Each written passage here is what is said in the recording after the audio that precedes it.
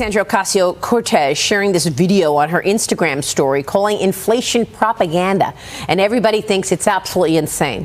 One single mother of three who lives in her district says, quote, "Is AOC crazy? Has she been to a grocery store recently? $1,000 ain't nothing no more. $100 ain't nothing no more. Maybe she should spend some time in the projects and really help people." I don't know how you say inflation is propaganda. Lee Zeldin, your thoughts on a sitting congresswoman calling inflation propaganda? I served on the House Financial Services Committee with her. It's not even like she gets elected to Congress and the Democratic Party sees this and keeps her as far away from possible of the committees of jurisdiction to create policy on this. It's her job to confront this. This is about facts, data, numbers, but also impact on people's lives. People who are her constituents struggling to make ends meet, who want their elected officials like AOC to step up and actually tackle this. So I think it's a big insult to the constituents who don't know where else to turn. And this is the same AOC who, by the way, did everything in her power to push out Amazon when they wanted to come bring 25,000 good paying jobs into her district. When she does tackle policy and she goes beyond rhetoric herself, she's caused tremendous amount of damage. So, yeah, it's very insulting, but inherited a really bad history here of incompetence. One of the reasons I like business news so much, Adam, is because it's quantifiable. It's numbers. Yeah, it is. So inflation has come off of the highs. There's no doubt about it. We were all the way up to 9.1% on the CPI. Right. We're getting the CPI out this morning. Yeah. Your thoughts on a sitting congresswoman calling it all propaganda? Well, God forbid we say something that makes Uncle Joe look bad. And if inflation happens on his watch, then according to the Democratic machine of which she is a part, then somehow it makes Joe look bad. And you can't. As a presidential candidate. And he did it in front of a room of Republican voters who laughed. Joining us now is Democratic New York Congresswoman Alexandria Ocasio-Cortez. Congresswoman Ocasio-Cortez, it's a real honor and a pleasure to have you here tonight. I'm sorry that this is what we have to be talking about. Yesterday, when that verdict was read, I think a lot of people felt like there was real progress in American society for victims of sexual assault. Today, listening to the howls of laughter as the former president of the United States made fun of a woman that he was found criminally liable for sexually assaulting, to howls of laughter in the room. It felt like something far worse than backsliding or regression. I'm not sure what to call it. I wonder what you make of where we are as a culture.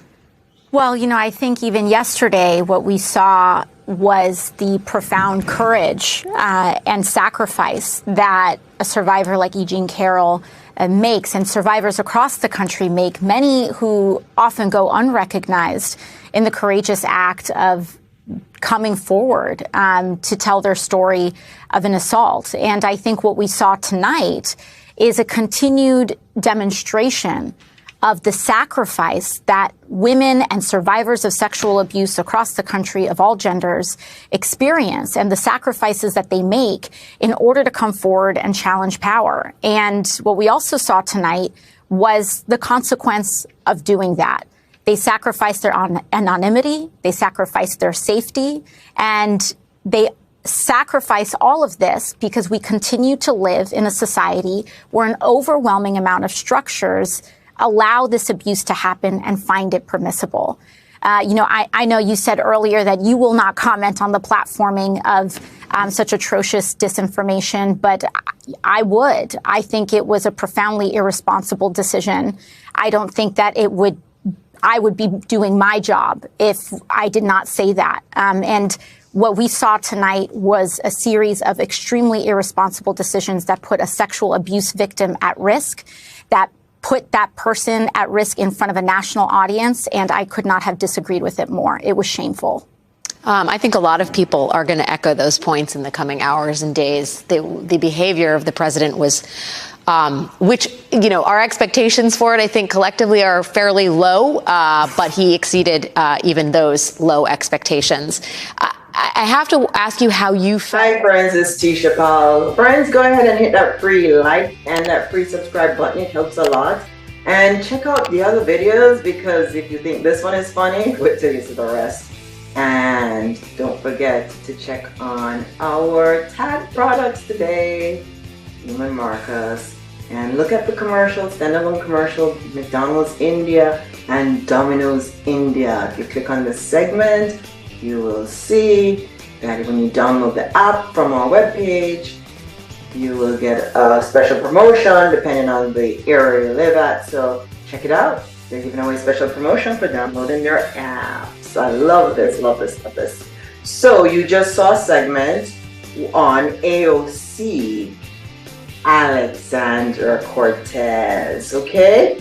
And as I've been telling people on the segment, AOC is a socialist. That's what's going on in America. Big government is becoming very, very, very socialist, and small government is becoming, well, the opposite of what America used to be. You know, competitive, conservative, capitalist, you know, self-reserved, low taxes, low health insurance, education for everyone. Those days are coming to an end. AOC believes that everybody is equal, and the government should be the one to distribute the wealth. So that's AOC. So Fox Business News had Mariana, and she was saying that AOC is clueless on inflation. She is saying that the inflation is a propaganda and that it's been exaggerated.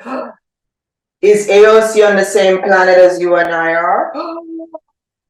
Can you believe that? We owe $33 trillion, and AOC is saying that the inflation is exaggerated. So people are saying she is crazy.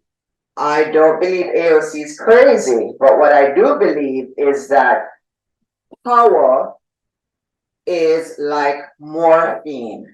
That's what they said. Power is like morphine. So when you're high on power, you're like really out of touch with reality. So I don't say AOC is crazy. What she is out of touch with reality because she's a very powerful woman. And so she's no longer allowed to connect, or she's not able to connect with the small people. Small people are people like you and I that have to make a living every day, and we have to take care of our children in the United States. We have to work 2 or 3 jobs just to pay our mortgage and just to make sure our kids have college fund and to catch up in inflation. AOC is about climate change. This is what the big government is about. Climate change is much more important than balancing a $33 trillion budget, or it's much more important than addressing an inflation. And if you don't think these are the end times, I don't know what is. Our government is so out of touch with reality that they're trying to blame climate change, or they're trying to address climate change and not the inflation. And the reason they're not addressing inflation is because big government benefits the most from inflation. Because what happened is, and I know people are going to say, oh, I'm a conspiracy theorist, I'm spreading rumors. Let me explain to you 101. Inflation benefits the government the most because they're getting more taxes. And the more they pull from us is the more we have to rely upon them. So it's anybody's best interest, if you are a socialist or you want to be in power for the rest of your life, to keep the inflation going. All right, I'm an attorney. AOC is not a lawyer. I'm a lawyer in the United States. I actually sat down in the constitutional law courses and actually got tested on the bar to get my license. So I know how government works in the United States. Government is evil. The bigger the government, the more evil it is. That's why you want small government, because small government is less evil. That's how it is. You want people with less power to control you. Why would you want people with big power to control you? They're just going to want more and more. Like I said, power is more addictive than morphine. Power is the most addictive drug on earth. So our government, big government, is obsessed with inflation because they can watch from the back scene and see us go broke. And guess what? The broker we go, the more we're going to be like, oh, we need government help. Oh, we need a government handout. Oh, we can't do without the government. So that is why AOC is saying the inflation is exaggerated, because she wants the inflation to keep going on. The bigger the inflation, the more her socialist agenda will go through. If you people don't see it, I don't know what else. I mean, AOC is a politician. She knows the game, and she and Bernie Sanders, they love socialism. They want socialism. That way they're in power for the rest of their lives. And we will not have any money or any power or any talk. That's what people want. They just want to control. It's human nature, just to control us. I'm Tisha Powell. Folks, go ahead and hit that free, friends, go ahead and hit that free like and that free subscribe button. We'll bring you more from AOC. And then yes, AOC said on MSNBC how this January 6th thing that President Donald Trump did was so outrageous and egregious.